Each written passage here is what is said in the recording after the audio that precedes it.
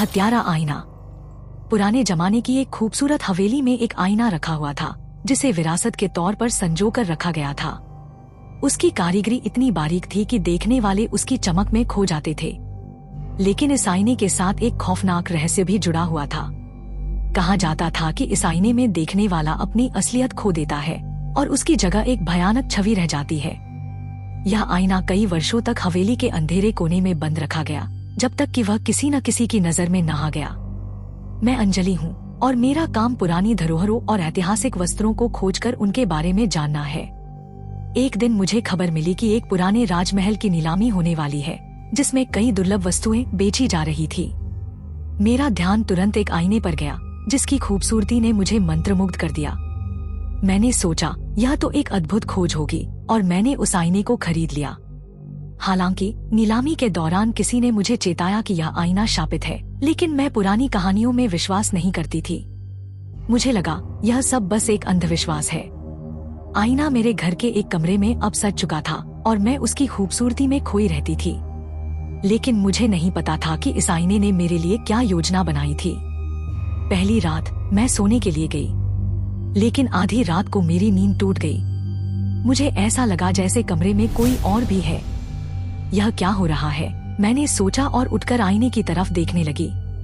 आईने में मुझे अपनी ही परछाई दिखी, लेकिन वह मेरी परछाई नहीं थी। उसकी आंखों में अजीब सी चमक थी और चेहरा थोड़ा विकृत लग रहा था। यह मेरा भ्रम है, मैं थकी हुई हूँ, मैंने खुद से कहा और वापस सोने की कोशिश की। अगली रात फिर से वही घटना हुई, लेकिन इस बार आईने में मेरी परछाई ने मुझे हंसते हुए देखा। वह हंसी इतनी डरावनी थी कि मेरे शरीर में सिहरन पैदा हो गई। यह क्या हो रहा है, मैं डर गई, लेकिन अपने डर को मैंने दबा लिया। डरते डरते मैंने अपने सहकर्मी राकेश को इन घटनाओं के बारे में बताया। उसने मुझे सलाह दी कि मैं तुरंत उस आईने से दूरी बना लूं, लेकिन मेरी जिज्ञासा शांत नहीं हुई। मैंने सोचा मुझे पता करना ही होगा कि यह सब क्या हो रहा है। उस रात मैंने फिर से आईने के सामने खड़े होकर उसे देखने का फैसला किया। मैंने धीरे धीरे अपनी आंखें खोली और जो मैंने देखा वह मेरी जिंदगी का सबसे डरावना दृश्य था। आईने में मेरी परछाई नहीं थी, बल्कि एक भयानक चेहरा रक्तरंजित आंखों के साथ मुझे घूर रहा था। यह क्या है? यह मैं नहीं हूँ, मैंने खुद से कहा। लेकिन उस चेहरे की हंसी अब और विकृत हो गई थी। वह चेहरा अब पूरी तरह से मुझ पर हावी हो चुका था। मुझे यहाँ से निकलना होगा, मैंने सोचा, लेकिन मेरे शरीर ने मेरा साथ नहीं दिया। मैं जड़ हो गई, जैसे किसी ने मेरी आत्मा को जकड़ लिया हो। अगले दिन राकेश मेरे घर आया। उसने देखा कि घर का दरवाजा खुला हुआ था, लेकिन अंदर का माहौल अजीब था। अंजलि, उसने मुझे पुकारा, लेकिन मेरी कोई प्रतिक्रिया नहीं हुई।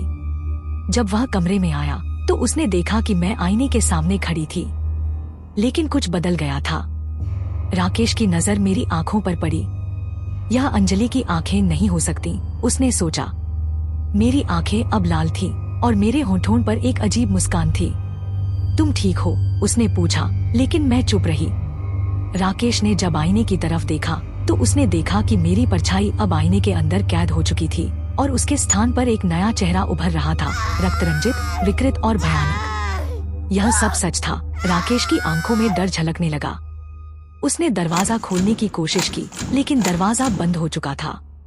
अचानक आईने से एक भयानक चीख निकली और राकेश ने खुद को आईने के अंदर खींचा हुआ पाया। अब उस आईने के सामने दो चेहरे थे, मेरा और राकेश का। हमारी आत्माएं अब उस आईने के अंदर कैद हो चुकी थी और हमारे असली शरीर अब भटक रहे थे, डरावनी हंसी के साथ। कई सालों बाद उस महल में फिर से नीलामी हुई।